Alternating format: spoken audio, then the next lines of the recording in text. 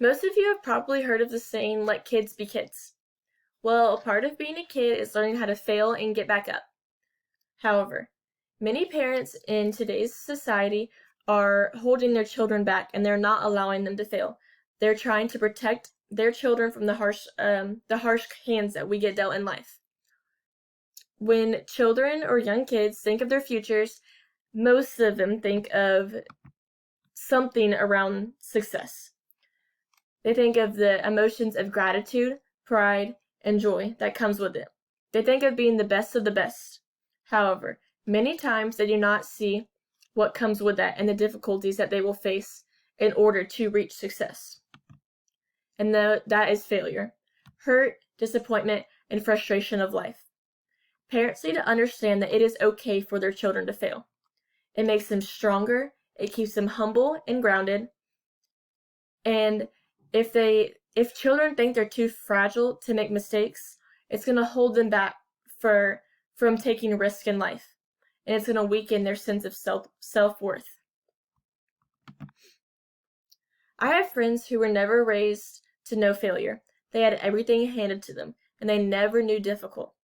As they grew older and more independent, they struggled to stand on their own. I don't want this to happen to our kids and your kids. Our generation has a chance to start families and normalize failure. Nobody is perfect. People fail. We will fail, and that is the truth. It is the failure that builds resilience, emotional, and social skills. In the next couple of minutes, I will talk to you about the pros and the cons of letting your children fail. Failure is a natural part of life. It is something we all experience and we all will. We all fail, and it is how we react to the failure that will shape our future. The Kingfisher Recruitment Group states that going through failures helps you learn how to manage your emotions and realign your focus. Failure makes children more aware of the challenges that life will throw at you, and they will be more prepared and equipped to face those challenges later on down the road. Michael Jordan, one of the greatest basketball players of all time, I'm sure you have all heard of him, he has spent a great deal of time teaching the importance of losing, which is odd, right?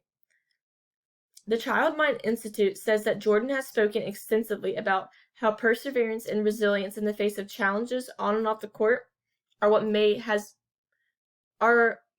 have made him a winner. It's not that he won a lot of games and he's a very respectable player, but it's also because he knows how to face challenges.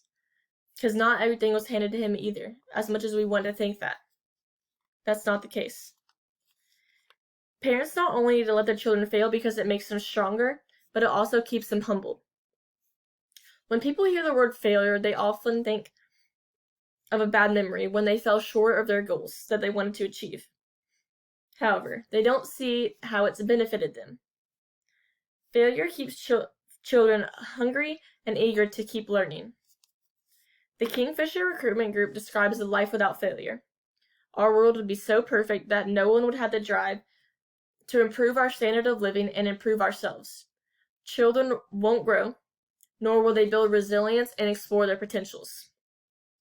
An article written by Rebecca Teamsman explains that people have unrealistic expectations sometimes. Failure keeps you grounded in the truth and in your natural abilities. We need to stand firm in what we can do. We don't need to focus on what we can't control and what's out of our control. And sometimes that is failure.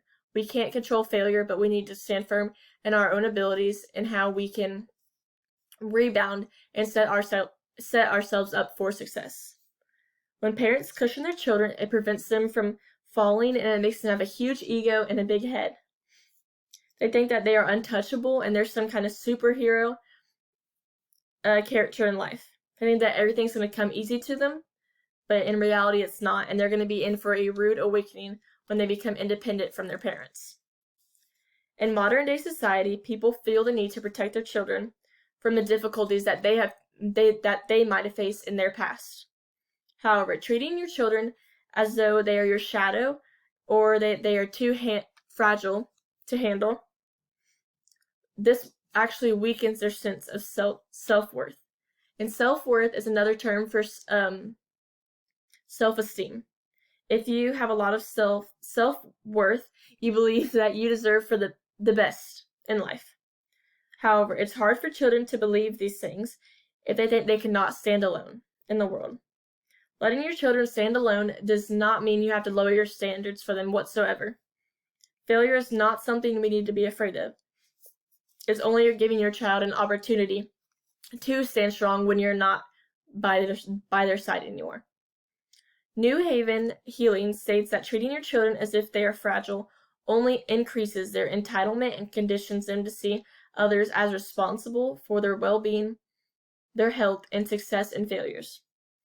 We don't need our children to become dependent on someone else. We don't need to give them excuses as to why they're acting up or why they're behaving as they are or as they did. The only person to blame is themselves. Failure needs to become a stepping stone to success, not something to be avoided.